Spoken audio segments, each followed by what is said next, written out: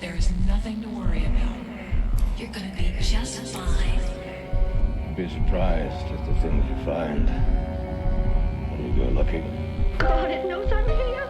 Clear your minds. It knows what scares you. It has from the very beginning. Plunging headfirst into some kind of black void of sheer, utter madness. Be afraid. Be very afraid. It is entitled Naturan de Manto, roughly translated Book of the Dead. You're gonna die up there. I've got to return some videotapes.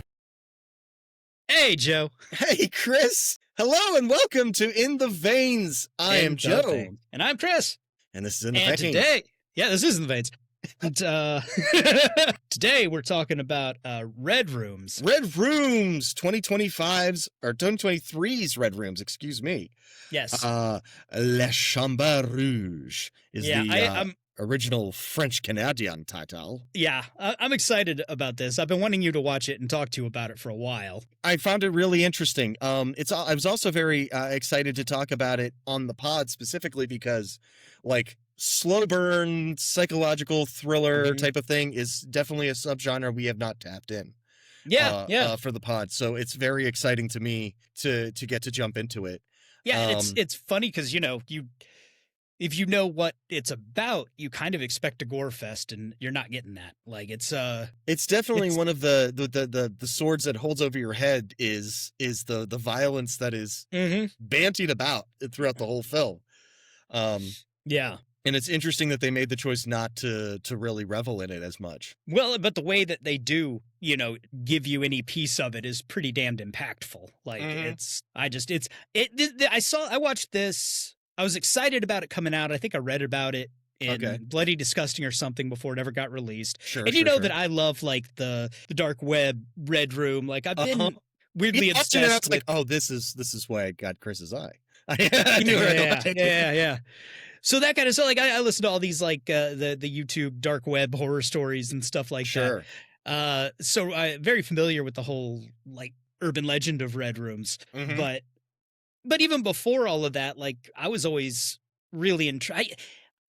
I think originally a very long time ago I heard about a Johnny Depp movie that never got released. Okay, it was called I think The Brave, and it was Johnny Depp and Marlon Brando. Yes. You know about this? It's sounding familiar. I know I've heard this about it before, but it's not like I can't bring anything up. Well, I've read the synopsis, but never seen the movie, obviously, because it didn't get released. Right. But like, I don't think that they've ever, you might be able to get a bootleg. I don't know. I've never tried, but you cannot find this movie. But apparently the real quick version of it is that he's down on his luck. His family's broke. He finds out that Marlon Brando is this like dude that produces snuff films. Right. And he basically sells himself to Marlon Brando, basically for like 50 grand or something. He promises to come back and let himself be killed on camera. Right. And the movie is him taking that $50,000 and like having this like amazing going away, basically. Like his family doesn't know that he's going to disappear. Right. But he's like giving them all these things that they've never had and whatever, trying to set them up. And then at the end, he walks into Marlon Brando's building. Like, yeah. Because that's the way it has to end. Yeah. And that kind of, I don't know, that to me, that sort of stuff is like the most real life scary. Yeah. Like the idea that not only you're getting like murdered brutally, but that it's for people's entertainment. And it's this idea of like there's this underbelly that you don't know about. There's this other kind of layer to society. And they're operating just below the surface, and it might be somebody you see every day that's involved in it. You wouldn't know. Yeah. Well, and then, you had that, and then you had Super 8, right, which is about the same kind of thing. Right. But back then, and I wanted to talk a little bit about this other movie called Thesis. Okay. Have you ever heard of that? It's not familiar. I actually just watched it again to kind of refresh myself because it's 30 years old. It came out in 96. Oh, wow. But it's a Spanish movie about a film student who is doing her thesis on audiovisual violence and ends up discovering that one of the professors and students have been producing snuff films and selling them. Wow. And they've killed some of the students and stuff. Right. And But you jump ahead of all of those movies, and then the internet becomes the driving force for these scary stories. Yeah. Because those are VHS or 8mm film or whatever. And now the big dark organization is this web on the internet. And beyond that, the dark web. The dark web. The Tor network, which is supposed to be even more extreme in a very 90s cheese story. But, yeah. But they also... They address in this movie, I think, that stuff and make it seem realistic and plausible. There's a handful absolutely of movies about red rooms and things like that. Now you can find like half of them on Tubi. Yeah, but, and I think it's an easy thing for especially found footage to just sort of like say, oh, well, these are just bad people that you wouldn't know about because they're from the dark web or whatever. Yeah. But like the dark web is a real thing. The Tor network is a real thing, and illegal activities on it are real things. Whether or not there are actual red rooms or snuff films that are floating around out there, if they're going to be floating around anywhere, that's where it's going to be. Yeah. So question mark. It's interesting and it's intriguing. A lot of times in that kind of touristy kind of way of like, well, what depravity lies within? I wouldn't be interested, but I'd love to see. You know what I mean? Like, it's very interesting. And all of these movies that have anything to do with this topic are dealing with the issue of, our voyeuristic nature and, why the obsession with violence. But also, in case anybody, either of the people listening don't know, like snuff film is somebody being murdered on camera for the purpose of it being sold. It's not like the security for people to enjoy watching a person being murdered. It's produced as a product to make money with. But a red room is the same thing, except it's supposed to be a live stream on the internet where you pay to be watching in real time as somebody is tortured and murdered. Potentially even like directing the violence. Possibly, yeah. And a lot of those, the scary stories, there's like a whole chat room where people are putting more money in to decide what weapon gets used next and whatever. Like Hostel. Hostel series. The whole Hostel series is based around that concept. It is. Yeah, except that they're not filming it. It's you get to go do it yourself. Yeah. Oh, I thought that they also had people watching. In maybe Hostel 2? I think the third one, it turned into this thing where there was a crowd and it was happening like behind glass. Okay. Almost like a peep show. But in the first two, the people were going and paying to kill somebody themselves. Right. Okay. I get you. I'm on top of things now. Yeah. So, red rooms. Let's get some of these details about it. Pascal Plante. I don't know. Whatever. Pascal Plante is writer and director, doing double duty on that one. It's a fairly low budget Canadian production. French-Canadian production, it's important to note. Yes, this movie is in French, and you will have to read. Yes, that's why some of my notes are choppy at best, because I had to split my attention. Juliette Garapé as Kellyanne stars. Laurie Babin as Clementine. And then we've got Sebastian Belloc. Oh, no, that's not who I wanted to talk about. You talking about Ludovic? Yeah. Yeah, Maxwell McCabe Locos. There you go. That's really the stars of this film. And Maxwell's a distant third. Yeah. This is almost a pure character study of the character of Kellyanne, except that it actually does have story progression, which is nice. It does, and it's funny because like. I got, Amber watched it with me. I had already seen it, and she's like, okay, well, what is it about? I was like, okay, well, she's a model and a professional gambler and a hacker. And she looked at me. Hacker, yes. And she looked at me like, I was like, I know. It sounds like a Mary Sue, but trust me, she's got issues. Also, all of these things are kind of secondary because the plot is about a serial killer on trial. Yeah. But these are the only things she's good at in life. Like she's on the spectrum. Like, yeah.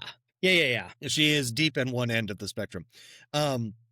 She is not great with interpersonal interactions. She's a pretty good model. She does modeling well, and she's a great online gambler. And incredible. The hacking is just sort of a thing she picked up for funsies, which is weird. Yeah. So yeah, And that's like budget was just shy of like $100,000 is what I heard online, somewhere around there, and around 88,000. And then the worldwide gross is listed as like 147,000. So it's not a huge. This is an indie film in every sense. And the gross worldwide doesn't include any kind of profits from streaming, which is really where something this indie is going to make its money. Yeah, I think it did But well it's on the successful. festival circuit. Yeah. I think it won a lot of like little independent awards and things. I mean, like they made over their budget Mm-hmm. in just in the theatrical gross. So you know, it's a success all around, and it's a Canadian production, which usually they get funded through grants and stuff. It's a lot easier. That's why a lot of people to shoot in Canada. Is there's some free money that you get for promoting Canada. So yeah. Well, and they shot in and around Montreal, and they all lived there. Like it was a easy, efficient way to work. In fact, I think the only thing they built was the courtroom. I think that's the only proper set. yeah, I think everything else was a location. I mean the apartment would have to be, and With the same thing view, with, like, yeah. the city streets and stuff. Like there's not that many even locations in this. No, there's not much, but those were like, they said that the courtroom actually went incredibly smoothly because they built a set and they could just like shoot everything how they wanted to when they wanted to, set it up, blah blah blah. Sure. And then everything else was at like most of the 23-day shoot was dealing with shooting on streets and stuff, like the hassle of having Cutting a street off and setting up. This wasn't a Tom Cruise movie where they could shut down Times Square for 8 hours. Right. They had to just work around things. You have a bunch of Canadians just wandering through your shot, trying to be polite about it. Yeah, sorry. Yeah. So it's but it, yeah. So that's how it did. The like you said, the plot is this model Kellyanne, and she is attending the trial of Ludovic Chevalier, who is he's accused of murdering 3 girls. I think, what did they say, 16, 14, 13? Yeah. All of them blonde and blue-eyed, and it should be noted Kellyanne is dark-haired, dark-eyed. Yes. And filming them for Red Rooms, the FBI has released 2 of the torture tapes to the prosecution. Yeah.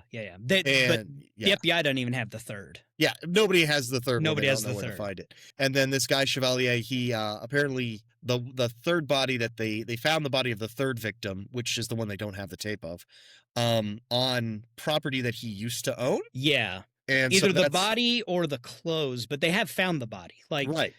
There's so stuff to tie. Leads to him, and then the killer on the tape wears a balaclava. He wears a mask, and so all you can see is his eyes, and the reasoning is that the eyes are very distinctive and they're the same eyes that he has. The guy's body shape is similar. He has an unusual gait the same way the guy does. We see a brief clip of the guy in the tape, and it is, I mean, you'd be hard pressed to find another dude that looks like that. Yeah, and it's just a flash of him. Yeah, that we get to see. Right. In the movie, they are watching him, torture this girl to death. Right. They're watching the full film. And we open on this. None of that gets explained to us out at the bat. We open on this model Kellyanne kind of waking up on like a loading dock of like a downtown building. She's just sort of like tucked into like a recessed corner, and she kind of gets her shit, and she goes to the courthouse, and she goes through the security, and she gets into this courtroom, and she's essentially been camping out to get a spot in this courtroom, which admittedly there are very limited spots. It is a very small courtroom. To watch this specific trial. And then the prosecution comes in and everything. We start the trial. We lay out the case against him. And it is truly horrific. We get mentions of some of the tortures that he used, and they are all like, I'd really like to not see that. That sounds fucking insane, because he really just ripped these girls apart. He was live streaming it for money and using power tools and everything. Yes. And they mention like the lengths of the videos, and they're all like around 30 minutes. So that these girls they suffered. Intensely suffering. Young girls suffering intensely for upwards of 30 or 40 minutes. Yeah. Yeah. So we get some of that and everything. And so there's blah blah blah. Let's see here. Yes. So Kelly, she eventually she gets approached by Clementine. And Clementine is very much so a traditional serial killer fangirl. Yeah. She believes he's innocent. She won't believe that he could have done these horrific things, because just look at how kind he looks. And it's, you know, she's like half his age, but she's like fangirling and in love with him and such. And Kellyanne just sort of tolerates her. Yeah, it's, you know, I've watched the movie twice now, and I just feel like, you know, we first get introduced to Clementine with her talking to reporters and saying, no, he's innocent, they're railroading him. Right. All of this, and then they end up, you know, kind of running into each other and talking, and it's just sort of, I don't know, I feel like Clementine, Kellyanne. No, yeah, Kellyanne is just kind of curious about her. Kellyanne isn't cold per se. I mean, she's a bit of a dead fish because she's mechanical, but she's not like they become bonded pretty fast, because she's like, oh, here, I'll pay for your meal, don't worry about that. Mm-hmm. And like, where are you sleeping? You just sleep in my place. You just crash it with me. She's everything that Clementine isn't. Yes. She's not emotional. She seems like she has her shit together. Yeah. I mean, by the metrics that most of the world judges you. Right. She has a career. She's fit. She has a career. Right. She has a lot of money. She has a nice apartment. Right. She's confident. She's fucking shit up. She's kicking ass and taking names. Yeah. As far as life goes. She is good at stuff, but also I think Clementine's easy for her because she has all the power in the relationship. Oh, absolutely. Clementine just tags along with like, okay, whatever you want to do, because you're going to like give me a place to stay. Yeah. Like, it doesn't really matter. Like, you know what I mean? You feel the same way I do, or at least she assumes Kellyanne feels the same way she does about Chevalier.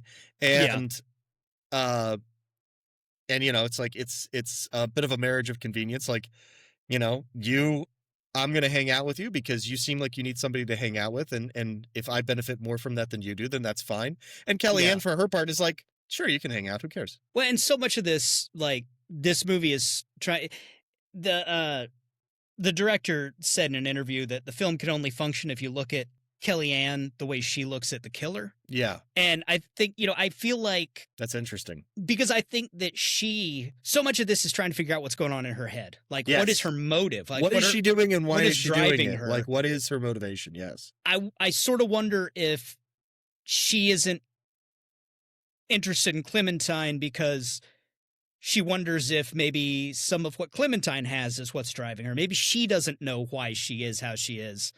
You know, like, here's somebody else that's obsessed with this thing. Let's see what she has to say about it. How does that relate to my feelings? Right. Because it's also definitely not a thing of like trying something else on, where she's like, oh, maybe I could be more like Clementine. Like, they're in no way are they exchanging that. In fact, if anything, it's working the opposite way, where she's like, oh, you're going to hang out with me? Get ready to play racquetball. Yeah. Like, you're going to eat my food. You're going to do what I do. You're going to do the things you're going to sit on the floor because I got one fucking chair. Pretty much. Because who needs a second chair? For what? I only can sit in one chair at a time. Yeah. And there's a real American Psycho quality to her. Yes. Where she has this, you know, very sterile, you know, world. A high performing, very successful life. Yeah. Very sterile apartment. You even get to see her working out in her apartment, very much like Patrick Bateman. Yeah. And, you know, then there's the whole kind of, you know, this is the mask I wear thing. Yeah, it's very much so like a mechanical sense of efficiency, but it's that's what, like you say, like she's on the spectrum, because it's not like she knows that she's somebody else underneath. She's just doing what she do, and this just happens to be what it is. Yeah. This just happens to be who she is, and she doesn't worry about what that means, because that's not part of the program. Like, there's no part of her day that involves sitting and worrying about herself. She's on tracks. There is a destination, and she's good. Whatever falls off along the way, just collateral damage. And she has her online gambling, which she does partially for the money, mostly because she just enjoys, like, just fleecing people. Yes.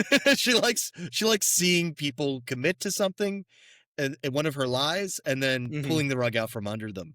Yeah. And But it's, she likes being smarter and better and winning. yeah, it's almost like if she had taken a few different turns down the line, this could have been Henry Portrait of a Serial Killer Mhm. we could be dealing with. But it's instead she's channeled it into non-destructive things, and she's cool with that. Mhm. And it's the true coldness of like the sociopath, you know, the complete lack of emotions or empathy or Mhm. anything. That's like really fascinating.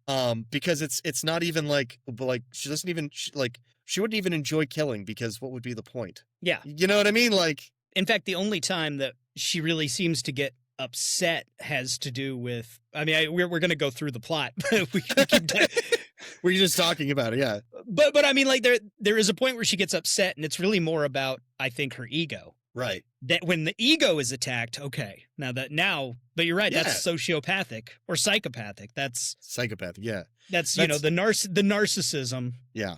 It's yeah. She that's it is what it is. Like yeah. So she kind of Clementine becomes kind of this hanger on, and Kellyanne is cool with that. You know, we'll go to the trial and sit together at the trial. Mm-hmm. Yeah, takes her under her wing, shows her nook to sleep in the alley. Right. Yeah, lets her sleep with her in her nook, and they'll go to the trial together. We'll go play racquetball together. I'll even buy you a racket. Mm-hmm. And you're not going to pull this, because Clementine tries to pull a kind of like nerd in gym class, kind of like, I don't know, what is racket? Yeah. I don't understand. And she's like, no, swing at it. And you're gonna goddamn well play racquetball with me. I'm paying for your meals. Yeah. I'm your daddy. Yeah.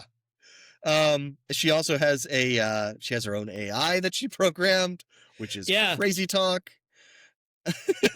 Well, they do a really great job explaining tech, I think. And like they very quickly make it clear that in the real world, the issue with Red Rooms is like bandwidth for streaming video. Right. But they have an expert talk about how now that, you know, X, Y, and Z, you could do it this way and it's possible for, you know, but then she, I think, pretty efficiently explains that she hacked her AI and put it on a local server so that it isn't influenced by outside things. It just has what she wants. And it can't like record what she's saying and throw it out and take it anywhere else. Like it can't. Yeah, but it's just another thing in her life that is very, very controlled. Yes. Like, it's her assistant. It's not...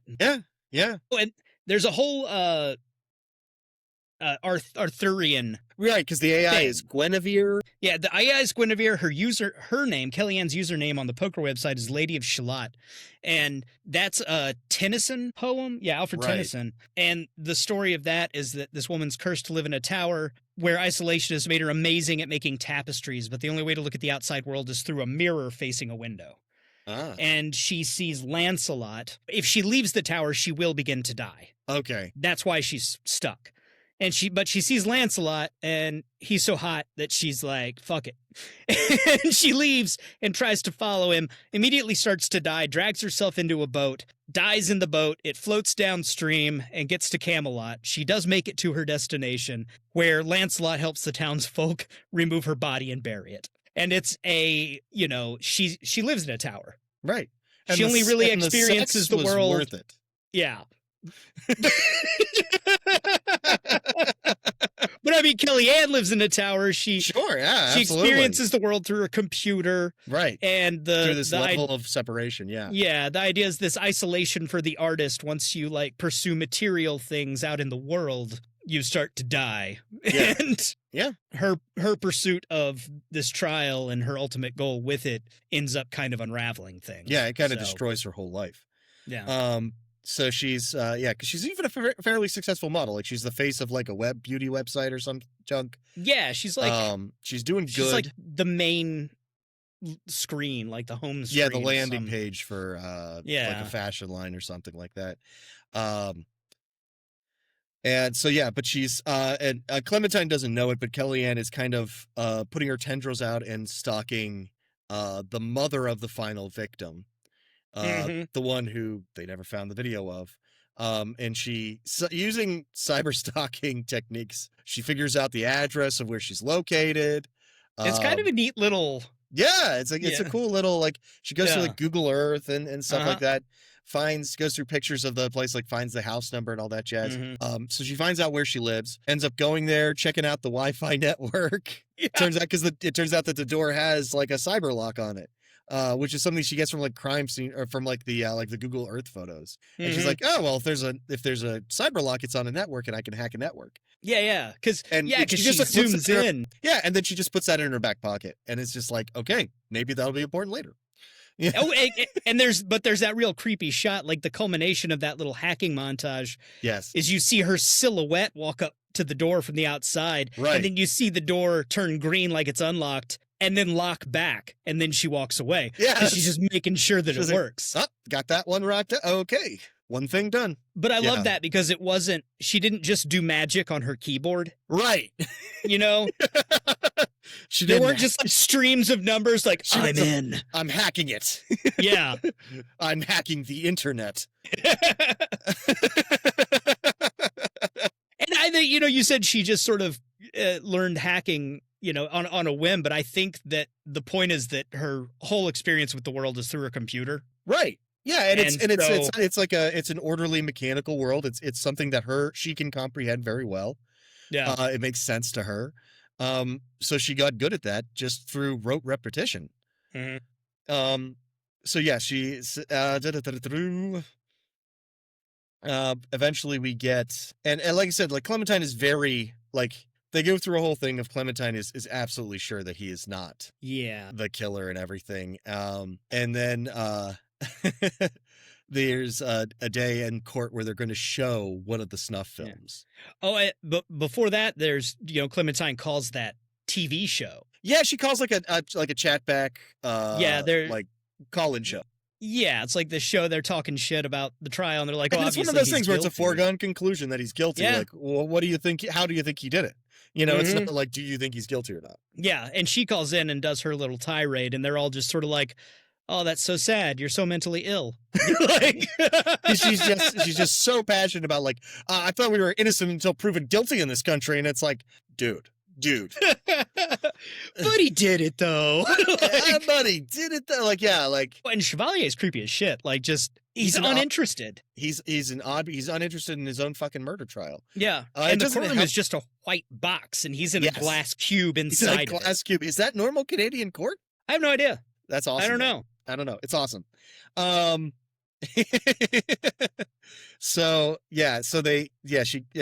It crushes Clementine, this call-in show, because it's just like, you can believe and rage all you want. The more you rage, the less people are going to believe you. And Kellyanne is of no comfort to her.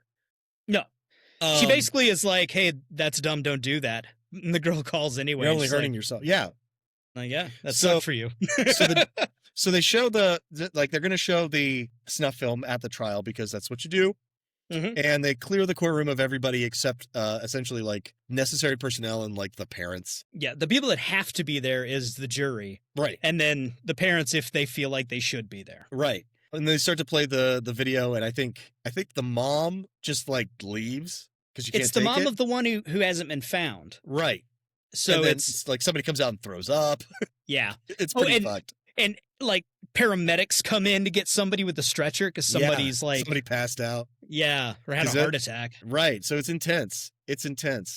And I think that's when she like and Clementine is just like she can't believe that Chevalier is not innocent. And Kellyanne tells her like, oh well, you can watch the video. Like I have it.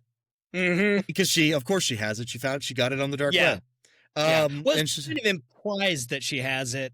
It makes it clear that she does. I think she tells Clementine, like, you don't want to see that, but... Right. And she's like, by the way, yeah, he totally did it. I saw the video. Like, he totally did. It's totally him.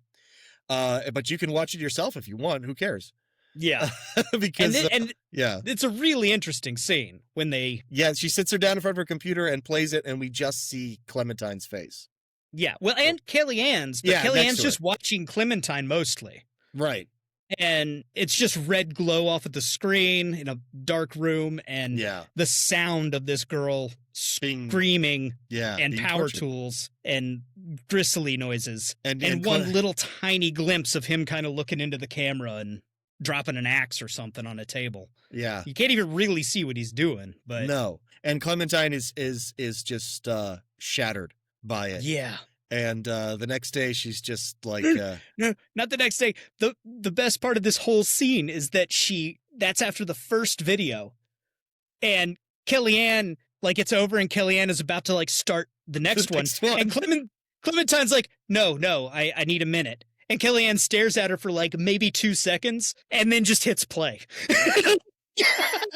Like, no, this is what you wanted. right. You sit here and you watch Any this. sense with your emotional reaction. Let's watch this. But yeah.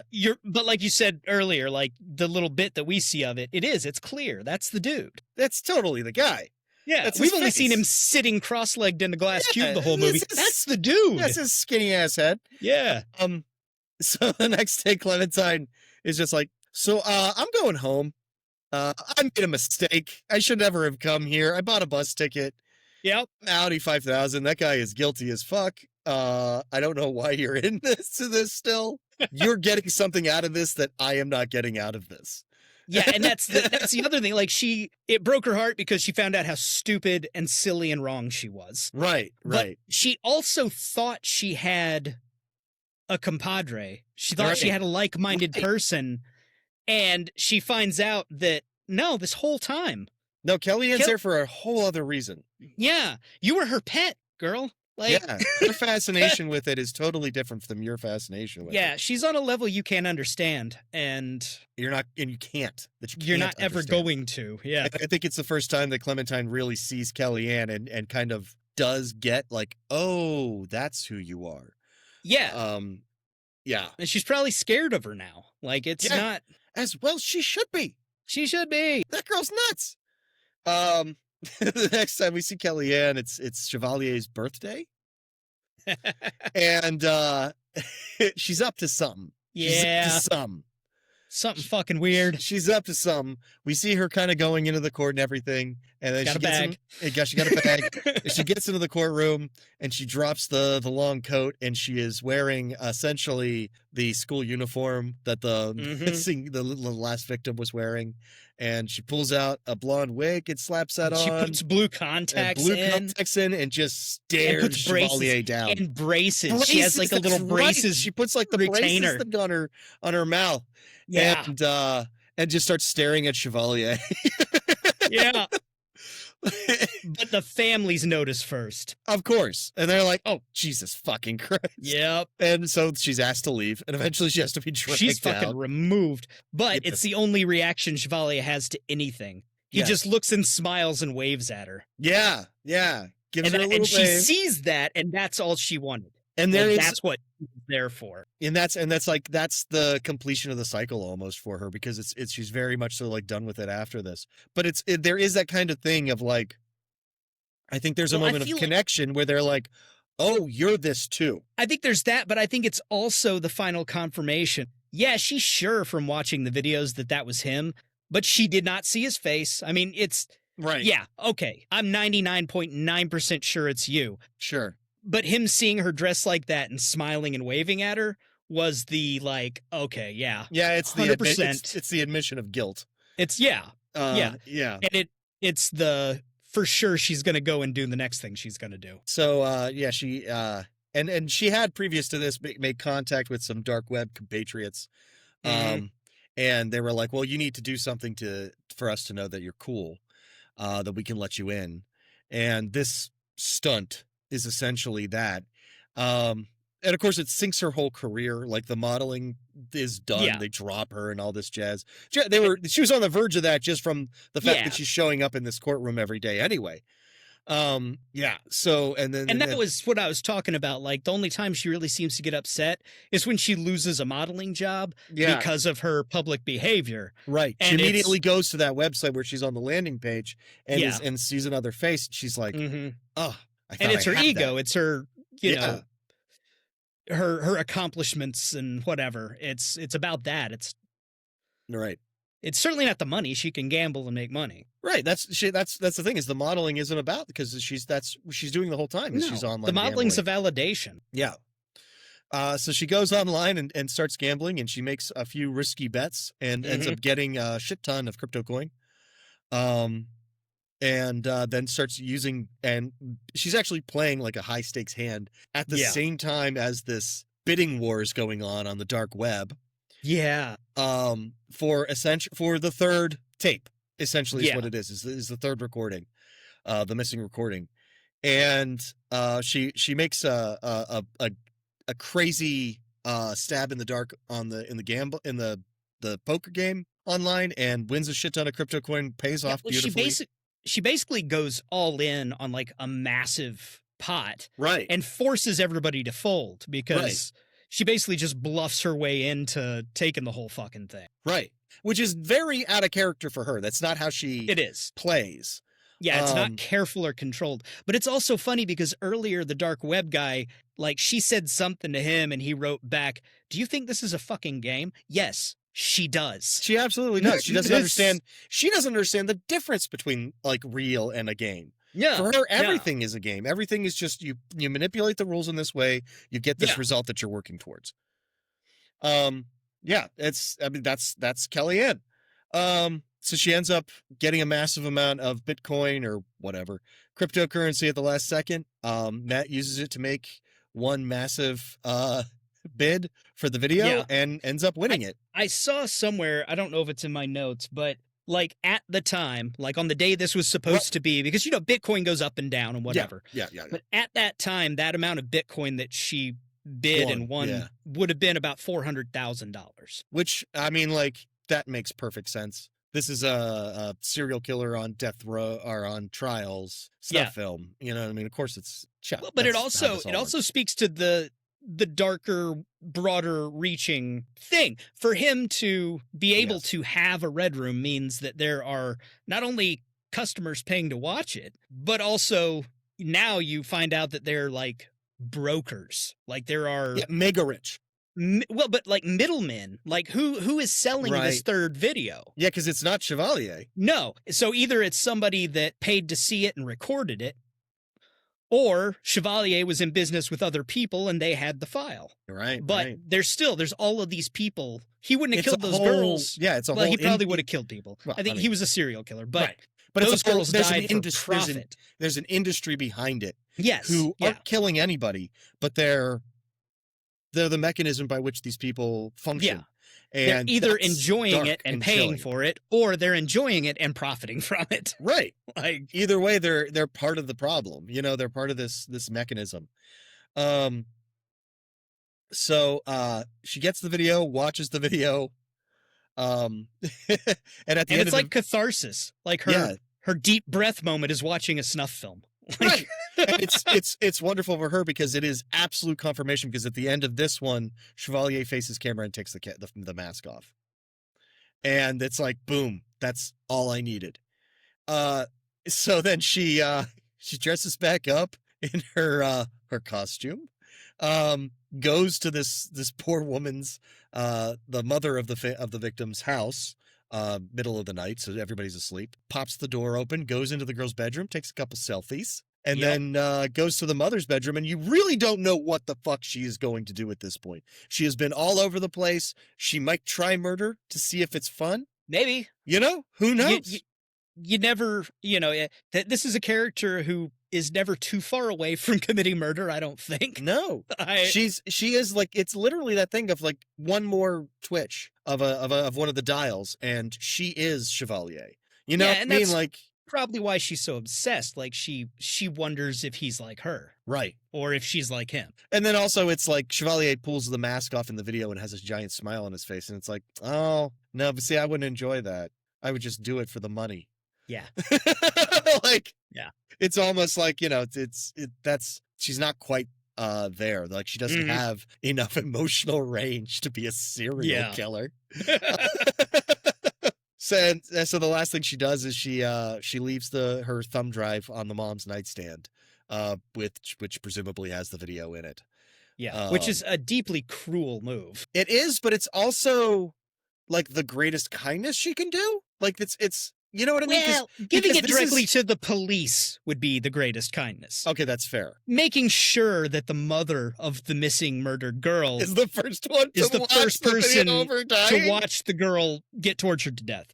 This was the best case scenario you were going to get out of Kellyanne.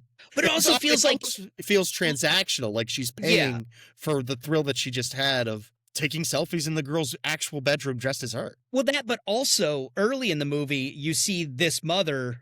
She's the face of the parents because she's the one who the video hasn't been found. Right. But she talks to the press, Right. and talks about these groupies, these people showing up to watch the trial, these ghouls and vultures. And she says that, and you look off to the side, and Kellyanne's just staring at her.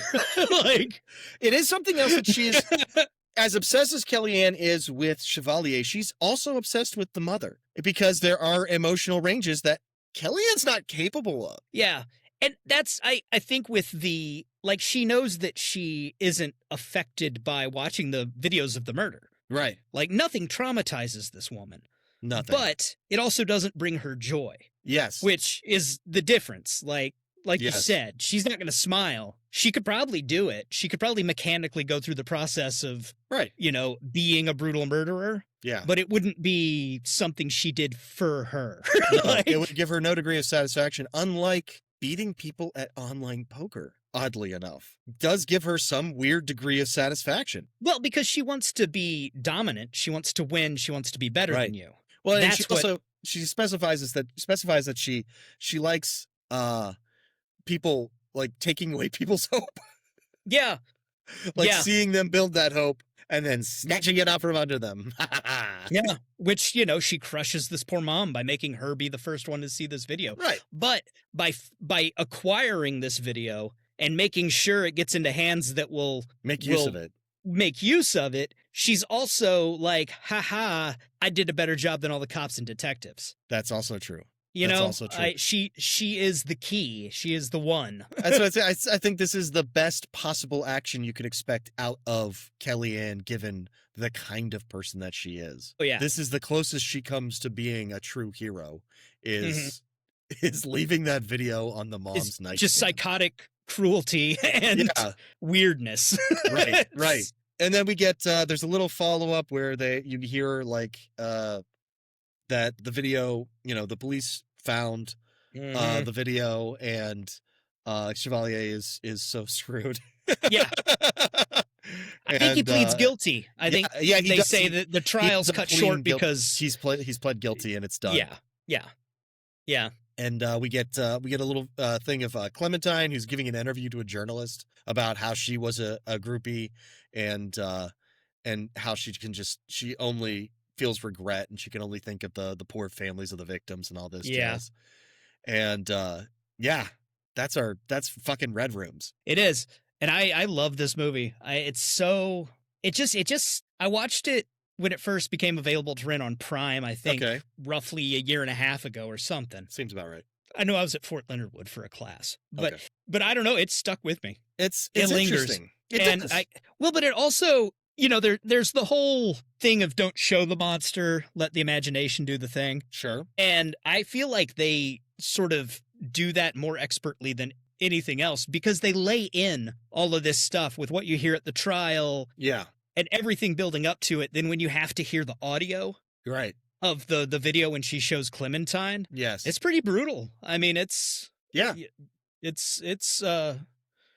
really, really effective, but also Kellyanne's just such a weird fucking character. It It's is so very- hard to decipher. She is, and it makes it really interesting. Like I said, like it's got the vibe of a character study, but there's more story happening than we usually get with those kinds of movies, and that makes it very satisfying because it gives it that sort of satisfying ending. Even though all we've really done is explored Kellyanne and her fucking strangeness. Yeah. Yeah, For- and the writer-director said that, as a character, she's a bit of an adrenaline junkie because she's dead inside and needs big things right. to big rushes to feel alive.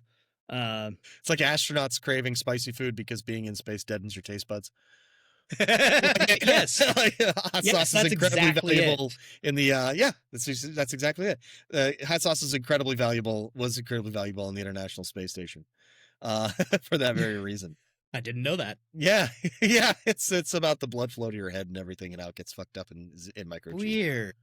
Yeah, it's wild shit. One of the many things that does to you that is bad for your health. But it's interesting to watch it. Like I said, like I was excited to watch it, to talk about it for this, because thrillers are such a weird, to me, it's such an odd subgenre for horror. I think we've talked about it before. Yeah. On the pod, but like, they certainly belong. They belong to be in the genre of horror. Well, it does. I feel like it depends on a lot of sort of subtle factors in the thriller itself. Like, Absolutely. I mean, there's a ton of, also thrillers have all kinds of stuff. There's legal thrillers. This was Right. kind of a legal thriller. Kind of, yes. There was a crime thing, but it was also sort of about a slasher. Kind of. Not, I mean, I'm not even remotely calling this a slasher movie, but that kind of violence. Right. You know, but you never see it. A thriller is the best name for this. Absolutely. But it's also, like you said, a character study of this bizarrely fucked up woman. And there are some thrillers that don't belong in the horror genre necessarily because they're more action oriented or whatever have you. This belongs like on Shudder. Belongs in the horror category. Oh yeah, I think so. Even though Kellyanne isn't explicitly a serial killer or a monster or anything, she is not a human creature. No, she's not. And that's the sort of the American Psycho thing. She's like, she's something else and she knows it. Yeah. And she's just exploring that. Yeah. And, maybe trying to figure out what she is. Yeah. But, I mean, and the tone that of a thriller is, because I think we talked about this before. Silence of the Lambs is a fucking horror movie. Yeah, absolutely. Oh, absolutely. But it's a thriller. But it's a thriller. Sort of a procedural crime thing. But it's also like this. It's this thing that it the way it handles its subject matter, and that kind of creeping tone again, which is all over this. Is just like the slow build energy that the film has. It's beautifully shot. It is very well shot. It's incredibly well acted, and it's just an incredibly competent and well-made movie, which makes it more effective because you're not having to, deal with a shitty performance. Right. I mean, you don't have to overlook anything to absorb this movie. No, absolutely. And it is, like you said, like it's important to have that level of quality performance when, like we talked about at the beginning, there's only X number of characters in this. Yeah. And the entire movie hangs on Kellyanne. Absolutely. Like her performance makes or breaks had to be on point. Yeah. Or they just wouldn't have had a movie. That's true. But no, I really like it, and I think it goes well with, because I think there are tiers in this like subgenre of the like Red Room snuff movie as like the MacGuffin of the thing. Yeah. I think you've got the really good ones. I think you should watch Thesis. It's on. Okay. I think it might be on Shudder. I watched it free on Prime. I think it was on Shudder. Probably. But it is much more of a like mystery thriller movie, like who's responsible, who's making these movies. We think it's this guy, but is it really? Oh my God, that guy has a camera, like the one, Yeah. It's much more like that. It turns out I don't know how to spell thesis. Oh, well, it's actually, when you look it up, it'll be the Spanish word, and it's just TESIS. Gotcha. I found it's actually on my watch list, oddly enough. I don't know why I haven't watched it before. But I feel like there's, I think there's that and 8mm and this, as far as really good movies in this sort of micro genre niche. Yeah. And then there's there's a movie called The Red Room on Tubi right now that's about a bunch of women kidnapped for the sake of being murdered on a live stream. But it's on Tubi, Chris. That must mean it's excellent. Yeah. I think it's on Shudder right now, too. The place where I watched Shark Side of the Moon?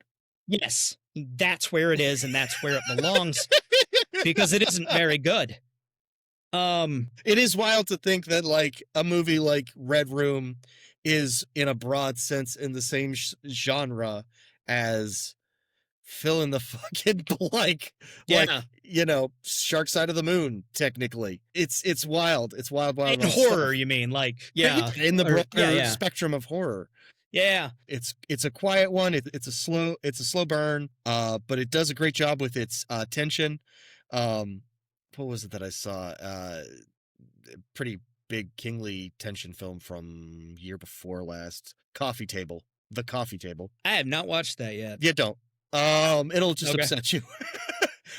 I'm not gonna say don't watch it. It's a great movie. Right. It is predicated on it.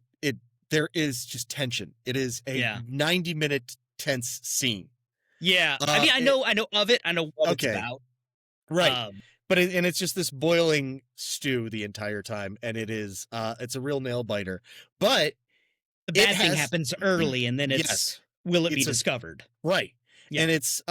and there's you know, extreme violence and a lot more extreme performances selling that tension, and it's interesting to see this movie carry a similar sense of tension without having to go to those extremes. Yeah. Without even like characters with like close personal relationships. You know what I mean? Like, Yeah. it's very interesting to just see like, oh, this is how your emotions can be manipulated in a film. Right.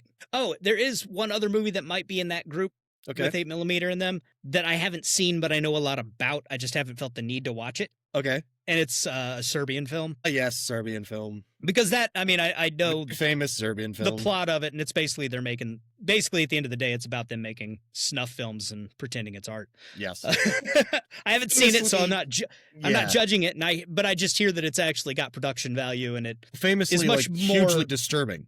yeah. But it's Uh, much more of a real movie than some of these things, like the Yes. Guinea Pig series, which famously Charlie Sheen sent to the FBI because he saw it at a party and thought it was real. Had you heard that? I snort laughed. No, I did not. Yeah, it was Um, like the 80s or 90s. The Guinea Pig is a series of Japanese movies, and then they started making American guinea pigs. Okay. Most of them are basically fake snuff films. Okay. Like one of them is a guy in a samurai mask dismembering a woman, and that's the whole movie. It's not Right. there's no plot. Right. They're just basically like fake snuff movies, and he saw one at a party, or somebody had a bootleg of it, and it was on at a party, and he thought it was fucking real, and he sent it to the FBI because he thought a snuff film had Charlie Sheen has too fucking much landed in tiger his lap. blood and watches Faces of Death. FBI gets a phone call. Yeah. Come on, bro. Ease up, bro. Ease up, bro. Dude, he was 7 gram rocks. Right? What can you do? What can you do? Oh my goodness. It's but it's just interesting to me to watch films from different subgenres and jump around and stuff. I usually try to I have a special place in my heart for supernatural horror and sci-fi horror. Well, and but- that's what I was saying is like this to me is the scariest that could be in real life. Like right. I love supernatural. I love slashers. I love supernatural slashers. Absolutely.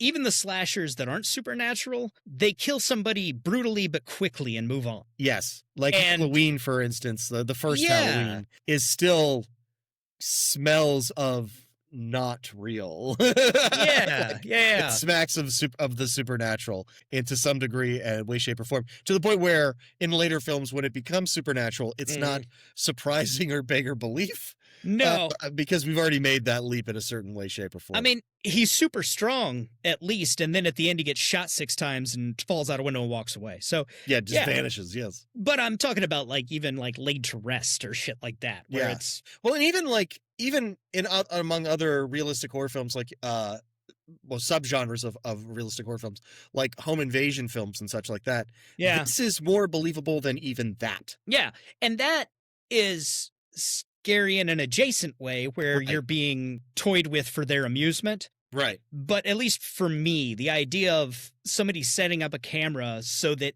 the end of your life is just entertainment. There are people that are going to watch it and be like, ha, that was wicked, and then go eat dinner. Like, Right. And it's for profit. So it's not even a Yeah. thing of like, the vague and uncertain hope of like, if I appear enough as a human in this person's eyes, maybe they won't kill me. Like, no, this is No. this is work. Yeah. Like, this And is it- gonna happen. And in fact, if you beg and cry and appeal to their better nature, that just makes it better for the audience. More profitable, right? Yeah, Like, yeah. yeah. But anyway, you've known for a long time that sort of stuff has always been sort of a one of the areas that I'm obsessed with, horror wise. But did you come up with any ideas for a sequel? Oh geez, I forgot about sequelitis. I'll be honest. I've got just a very vague, because you can't. This movie was not made for sequels. It doesn't need a sequel. A sequel would not be as good, and would probably just take away from. Right. We don't need more. We got exactly enough. Absolutely. My only idea would be that some law enforcement agency ends up discovering and recruiting her, and she doesn't have anything else to do because the fucking she's been blackballed from all the gambling sites. The modeling's dried up. She needs a fucking job basically, and she accepts it for the interim, but it bores the living shit out of her, so she starts fucking around. Like, they want her to help, like they want her navigating the dark web, finding killers, whatever. Right. She ends up just using it to entertain herself, and I don't have real details. Well, but I could see something like that, like her fucking around could end up with them like not catching somebody, and then another victim is found, and then she has to deal with what is the emotional fallout knowing that I like tangentially caused another human's death. Yeah. And maybe she even like it is part of a process she's working through that eventually will be a much bigger bust, and then it's, is that collateral damage worth it? Like, is a greater good thing. But yeah, it would have to be more dark webby stuff, and it would have to be her doing it for a different purpose, but then not being able to not do it for her own purposes. Right. I could see that frustrating her and not holding her interest. But she is still the smartest person in the room and still better at this than everybody else. So she's able to kind of like dance around them and do what she wants. Sure. And in the end, burn it all to the ground while still doing the best job, and still being better at it than everybody else. Yeah, but I could see a sequel like with. I'm sorry. Go ahead. Sorry. No, that's just the only kind of direction I could think of to start building a story for a sequel. Right. Because this movie is not meant It's to be. It's not that kind of movie. Continued. I could see a story where somebody like her becomes obsessed with her because of her involvement with this, like figures out like, oh, where did that video come from? So it came from a dark site, a Tor network auction. Who won that auction? Tracking her down, observing her the way that she observed the case, and then that person making contact, and then those two people that like them interacting and trying to understand who they are and finding an obsession with each other. And so it becomes this crazy, weird, like monster love story where they're like, they do enjoy each other, but the nature of their relationship, maybe if it's like a thing where they try to have a romantic relationship, like of a traditional nature, and they neither of them quite clicks with it, but they find a nature of a relationship that works for them that's non-stereotypical. And it's like, oh, okay, so we worked out what we are and what works for us and what makes us happy from each other. Yeah. And so we would end then with her in this kind of weird relationship with another weirdo. And it's like, good, you two can go be weirdos together somewhere else. Yeah. I feel like if she like met somebody like that, the end result would have to be like an amplification of both of them. Mm-hmm. Like they would just sort of resonate off of each other, and there'd be a lot of damage around them. And that would be a kind of a thing of like both of them having that moment of like, oh, this is what we're doing. This is bad. We don't want to do that. Yeah. And having to figure out it's hurting a lot of people, but we are the kind of people that can choose not to give a shit about that. Right. But we're also the kind of people who can choose to choose to be different, or at least follow different, patterns of behavior. And so we can just modulate ourselves. Yeah. Yeah, they can put on the performance of being a human. Because that's the one thing that she doesn't really have in this movie is she doesn't modulate herself at all. She doesn't really have a reason to. Like there are consequences to her actions, and she even sees disappointment in having to deal with some of those consequences. But ultimately she's not restricting herself. She's not worried about anybody finding out who or what she is, or even No. acknowledging that she is something, she's not having that level of introspection. And so it might be interesting to see character like that have that kind of introspection. And I think the only way you're going to get that is if first they're looking at somebody who's just like them. You know what I mean? Yeah. And eventually realizing that they're looking in a mirror. Yeah, and seeing it up from the outside and Yeah. and experiencing the backlash of being around a person like that. Right. I think that would be interesting as far as the sequel goes, because that would be kind of an escalation of what we Yeah. already saw.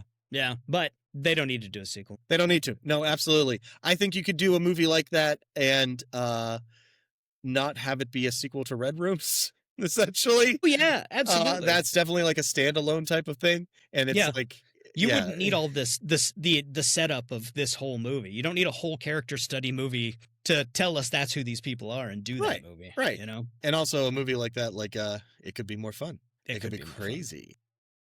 Could be off the walls, batshit crazy. Yes, it could. Yes, it could. 2 serial killers fall in love. 2 slasher killers. Their knives clash over a victim. They're both trying to get to the same person. What are the odds? Oh. Cue 80s sitcom theme. Could be fun. Could be fun. It could be fun. But I mean, this one was pretty short, but this movie's lean. It is. It's not. It's a bit. It's general. It's the normal length of a movie, but it's the scenes are very the scenes linear. take their time, and they're very very deliberately paced. Yeah. So like not a great deal of action happens scene to scene. And it's like I said, like it's a character study. There's not as much to talk about other than the character that you study, and I think we've explored Kellyanne to as full extent as the movie can allow us. Yeah. Oh no. No. I just figured out the best, most horrible sequel idea. Yes. Yes. It turns out that this and 8mm are in the same universe. And she teams up with Nicolas Cage to go after dark web criminals. So you basically get her like ice cold, methodical, curious about human beings thing, bouncing off of Nick Cage energy for the whole movie. And the more upsetting the shit they find on the dark web, the more unhinged Nick Cage gets, and the more kind of into it she gets. Yeah. And so yeah, no, that's my sequelitis there. It's just 8mm beats Red Rooms. Red Rooms 2, a cage of their own making. Oh, it's perfect. Oh, that's so dumb. That is so dumb. But honestly, I wish people would do that. Just take 2 movies that have nothing to do with each other and do one movie that's a sequel to both of them. Lam them together. Freddy versus Jason. Yeah. Like that. I don't understand why that's not a more common thing. Like, It probably comes down to dumb, boring shit like legal rights. bah, humbug. Copyrights and trademarks and shit. It's bullshit. Get some It is surefine version of bullshit. the character and roll. If you can write a fun script about it, somebody should just be like, no, that's all right. The Supreme Court should just say like, no, it's cool. Well, at some point, it has to be protected under parody laws, right? Sure, yeah. I mean, like, Yeah. like that's a loophole, Yeah. If we You can just get have- if we get Sharktopus versus Crocagator, we can get fucking anything, okay? Absolutely. Not sure that's the name of an actual thing. I know there's a Sharktopus versus something. If anybody from the asylum ever hears this, it will become a real movie. If a crocagator it's nonsensical. A crocodile and alligator are already so close to each other. How would you even tell what it was? I've always said crocagator because I've always thought it was funny. It is. It's insanely humorous. But yeah, Titanoboa versus Sharktopus, maybe. I'm not sure. I know it's on Tubi. Yeah, it's on there. I'm sorry, Sharktopus versus Terracuda. Terracuda. Yeah, like a pterodon, the dinosaur. Right. Barracuda Okay. versus a Sharktopus. Okay. But in a barracuda, kind of like an eel-looking fish thing. 3.4 on IMDb, Chris. Wow, that's good for an asylum movie. It I still- truly is. I still say the only good I know, asylum it's bad movie is shit. Paranormal Entity. Yeah, absolutely. They're fun. They're a lot of fun. But that's like the only real movie they ever made. I mean, I defy you to find something more fun to watch while drunk. Mm. Yeah, I'm gonna watch this movie. I'm gonna watch this movie tomorrow at work. Hey, but what are we watching for our next episode? Oh, what are we watching? We talked about it, but we don't did. have to do what we talked about. Like, if there's something, because I picked this one and then I picked the one that we talked about. So if there's something you want to watch, let's do it. Picked a lot of them, I feel like. All right. And Well- and the movie, I can't remember the title of the movie that you picked. I know that it's kind of a fun one, so I thought it would be a nice shift in tone. Yeah, it's Onyx the Fortuitous and the Talisman of Lost Souls. Why Or the would I Talisman not- of Souls. Why wouldn't I remember that, Chris? I don't know. It rolls trippingly off the tongue. I am definitely going to watch the shit out of this. It is a lot of fun. I mean, it's got Jeffrey Combs. It's got Barbara Crampton. It's a lot of fun. What more do you need? It's the Talisman of Souls, not Talisman of Lost Souls. You It's hilarious. It's so good. So much fun. Yeah. There've been a couple. There've been a couple, but it's you know, they never go mainstream. It seems like. Well, the obvious one is my brain's doing the thing again. Verse Evil. Shaun of the Dead. Oh, Army of Darkness. No. Like Tucker and Dale. Tucker and Dale versus Evil. Yes. Yes. But That is an excellent one. Yes. Yeah, Shaun of the Dead is, Also more than 20 years old at this point. No, I don't think that's right. I'm Yeah. gonna go ahead and say no and just disagree with you. You and I saw it together for the first time on DVD in your apartment in Pittsburgh in like 2005, 2004. A couple Something of like years that. after it came out. Maybe a year. It was not too long after it had hit Yeah, so like DVD, I think. so it's like 10 years old. Yeah, it's like, yeah. I have friends younger than Shaun of the Dead. Yeah, dude. I know have people. I don't have many. You're like my only friend, but I had soldiers, plenty of soldiers that were. Oh, I'm sure. When I was a drill sergeant, I was basically accepting the first group that wasn't even born on 9/11. Like, it hurt my feelings. Yeah, that's wild. Let's not talk about that anymore. Let's not talk about that. But yeah, no, like there's, I think there was one horror comedy that I particularly fell in love with, and I only initially watched it because Robert Englund makes a cameo in it. It's called The Mole Men of Belmont Avenue. And it's one of those movies where they've got like a duo of guys who are funny. Yeah. And they build the movie around that. And it's been a while since I watched it, but luckily I remember those guys being pretty damn funny. So it all works. There's one that we've watched a couple of times now that we really liked, where it's basically a real estate agent trying to sell a haunted house. The Selling. It's just called The Selling. Let me see if I've seen that one. I will tell you if I like it. The Selling. Shit, it's from 2011. It's not even as new as I thought it was. I saw this, but I did not rate it for some reason. I remember this being decent. It was fun. Yeah. Yeah, I remember it being fun. Boop, boop, boop, boop. Again, yeah. it's a horror movie that is a 6.0. It's above a 5.0 on IMDb. It must mean it's fucking amazing. Yeah. Best ever. Anyway, but not Onyx the Fortuitous and the Talisman of Souls. Yes, that'll be next, and I am That'll be excited next. to watch it, and I'm excited to talk about it because it is Be another good. one that I have not seen yet. So that'll be cool. Yep, but you got to pick the one after that. Okay, fair enough. All right. I will come up with something satisfying. All right then. So look forward to note. that. I do look forward to that. And on that note, I have been Chris. And I have been Joe. And this has been In the Veins. There is nothing to worry about. You're gonna be just fine. Be surprised at the things you find when you go looking. God, it knows I'm here. Clear your minds. It knows what scares you. It has from the very beginning. I'm plunging headfirst into some kind of black void of sheer, utter madness. Be afraid. Be very afraid. It is entitled Naturan de Manto, roughly translated Book of the Dead. You're gonna die up there. We've got to return some videotapes.